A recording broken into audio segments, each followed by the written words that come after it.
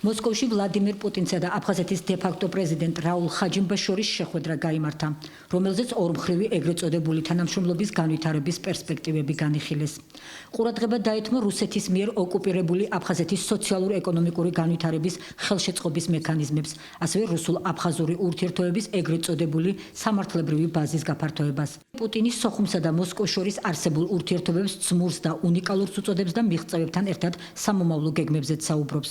ჩვენ კარგად ვიცით, რამდენი რამ გაკეთდა ურთიერთობების გასამყარებლად და განსავითარებლად. ჩამოყალიბებულია რუსულ-აფხაზური ურთიერთობების კარგი სამართლებრივი ბაზა. 1000-ზე მეტი შეთანხმება შემუშავებულია და 30-ზე მეტი შემუშავების პროცესშია, განმარტა პუტინმა. რაულ ხაჯიმბა კი როგორც შეხვედრაზე განაცხადა, დარწმუნებულია, რომ მოკავშირეობისა და სტრატეგიული პარტნიორობის შესახებ ხელშეკრულების ფარგლებში გათვალისწინებული შეთანხმებების რეალიზება აუცილებლად მოხდება. მათ შორისაა ეგრეთ წოდებული სახელმწიფოს თავდაცვისა და ეკონომიკის საკითხები.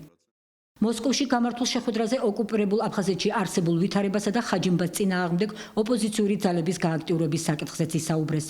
ჩვენ ვხედავთ, რომ აფხაზეთში შიდა პოლიტიკური მოვლენები მარტივი არაა, მაგრამ უნდა ვთქვა, რომ ეს ნორმალური მოვლენაა ნებისმიერი ქვეყნისთვის, აღნიშნა პუტინმა და იმედი გამოთქვა, რომ ვითარება კონტროლს დაექვემდებარება და სამართლებრივ ჩარჩოს არ გაცდება.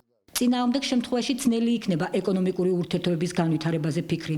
ბუნებრივია, როცა ხდება შიდა მერყეობა, იქ გზების, საავადმყოფოებისა და სკოლების მშენებლობაზე საუბარი ზედმეტია, მიანიშნა პუტინმა. თავის მხრივ ხაჯიმბამ მადლობა გადაუხადა პუტინს იმ დახმარებისთვის, რაც რუსეთმა აფხაზეთს გაუწია. აქვე ეგრეთ წოდებულმა პრეზიდენტმა განაცხადა, რომ მის ბედს მხოლოდ ოპოზიცია არ წყვეტს.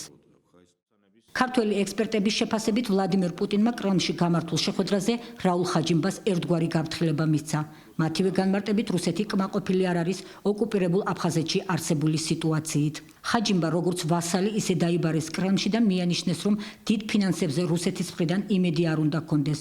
როგორც ხაჯიმბა აღიარებს, აფხაზეთის ეგრეთ წოდებული პრეზიდენტის, ანუ მისი ბედი მოსკოვში წყდება, განმარტავენ ექსპერტები.